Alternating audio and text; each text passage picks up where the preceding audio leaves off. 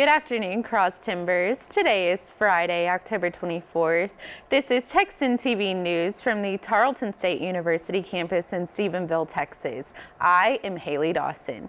Here are today's top stories. In campus news, in an email, a new history class is making its way to Tarleton this spring.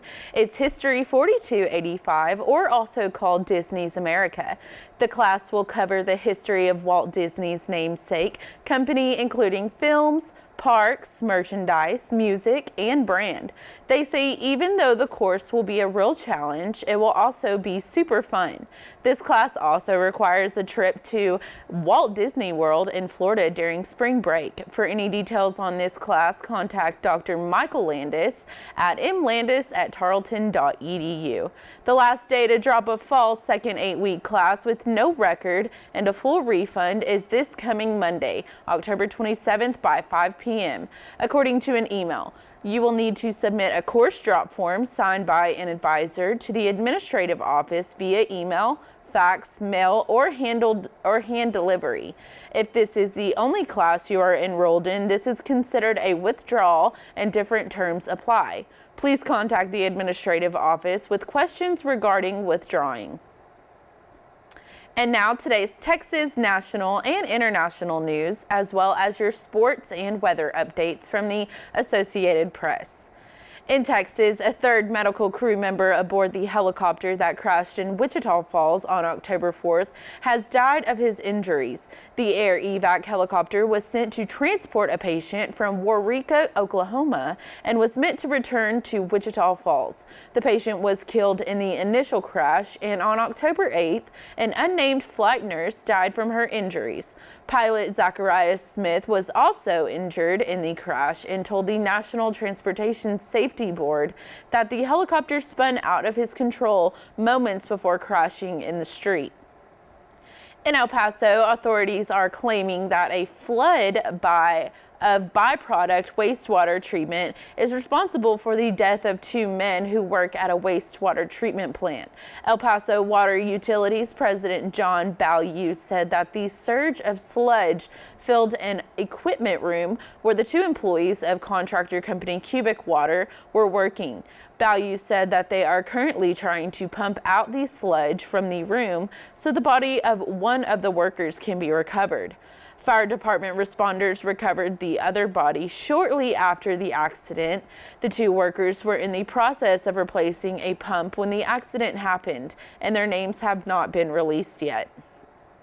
Here is AP News with a quick look at the top stories across the nation. This is AP News Minute. A doctor who recently returned to the U.S. after treating Ebola patients in West Africa is now being treated for the disease himself at New York's Bellevue Hospital. Dr. Craig Spencer has become the city's first Ebola patient, but officials are reassuring New York residents they are not at risk. A 6th country in Africa, Mali, has now reported a case of Ebola, marking a big setback in that part of the world to control the disease. Mali's health minister said the patient was a 2-year-old girl who had come to the country from neighboring Guinea. A rare tornado in southwest Washington state uprooted trees and tore roofs off buildings, but there were no reports of any injuries. A coin toss has been used to pick the winner of a mayoral contest in the tiny town of Pilpinto, Peru, high in the Andes Mountains. The town turned to the unusual procedure allowed by law after the candidates polled 236 votes each. Ned Barker, The Associated Press, with AP News Minute. In international news, on Thursday, Lebanon announced that it will not accept any more refugees from neighboring war-torn Syria, except in what authorities deem exceptional cases. This could prevent tens of thousands of Syrians from escaping the civil war raging in their homeland. The Mediterranean country has 1.1 million registered Syrian refugees, which make up almost a quarter of the country's population. Information Minister Ramzi Drej said that Lebanon can simply not handle any more refugees. There are over 3 million Syrian refugees and another 6 million have been displaced within Syria, making it one of the world's worst humanitarian crises. And now take a look at the events that took place on this day in American history.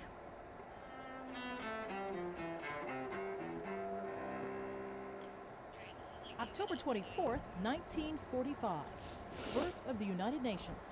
The Charter of the Global Organization takes effect nearly 2 months after the Japanese surrender ending World War II. 1952. Dwight Eisenhower promises to bring the Korean War to an end. The Republican candidate for president makes his pledge on the campaign trail. Only in that way could I learn how best to serve the American people in the cause of peace.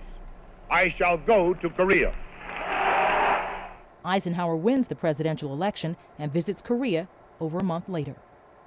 2002.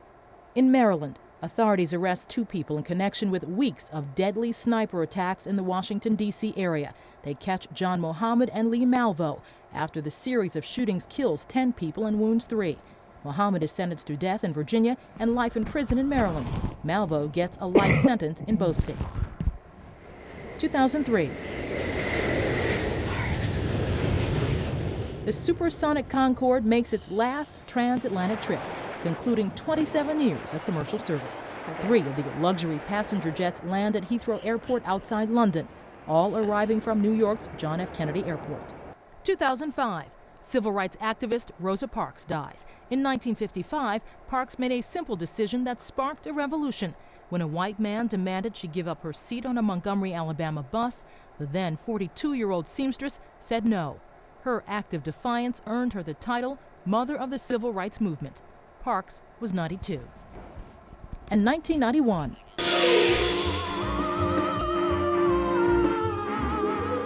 Gene Roddenberry, creator of the sci-fi TV series Star Trek, dies in Santa Monica, California.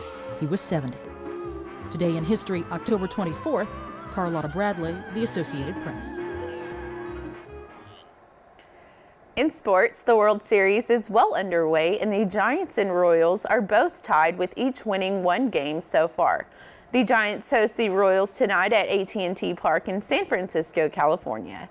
The game to watch this Saturday in NCAA football will be 2 Texas teams, the TCU Horned Frogs and the Texas Tech Red Raiders. TCU is ranked 5th in the nation, Big 12, and Tech just a few spots behind at number 8. Tech has won against TCU in the last 2 meetings, but the Horned Frogs have proved themselves early on this season that they are a team to look out for. Texas Tech needs 3 more wins this season to become bowl. Kickoff is at 2:30 in Fort Worth. In Tarleton sports, Texan volleyball team played their last Tuesday night home game this week. Texans won in a tight matchup against St. Edwards in a region game. They went on to travel to Kingsville to take on the Javelinas tonight at 7 p.m. The team is ranked high in the conference and lead in multiple areas as a team as well as with individual players. Another Texan was named Conference Player of the Week this past week. Emily Medlin, the freshman setter from Spring Branch, Texas, was named the Lone Star Conference Setter of the Week. As a team, the Texans are ranked 2nd in the LSC with total assists. Tarleton football travels to Abilene to play McMurray this Saturday in an early afternoon game. The Texans are coming off a 2-game winning streak where they have been shattering school records and putting high-scoring numbers on the boards. Quarterback Colin "Chop" Strahan took his 2nd Lone Star Conference Player of the Week honor this season after the win against Eastern New Mexico. Texan football players plan to continue off to the high and get a win this weekend to secure their spot in the playoffs. The forecast for today is going to be a comfortable, sunny, and 75. Temperatures will rise later in the weekend, but it will still be nice enough to spend your day outside. This has been a production of Texan TV News, a product of the Texan News Service from the Tarleton State University campus in Stephenville, Texas. Tune in to Northland Cable Channel 9 on weekdays at 12:30 for each day's for top stories, and Wednesdays at 1 for the week's top stories in Spanish. You can follow the Texan News Service on Facebook and Twitter, and check out your website at www.texannews.net for all of your latest local, state, national, and international news, as well as all of your entertainment and sports updates in the live stream of Texan TV News. Today's broadcast was produced by Josh Duran, Leanne Flores, Shelby Shaw, and Caitlin Woods. I am Haley Dawson. Have a wonderful weekend, Tarleton Texans, and bleed purple.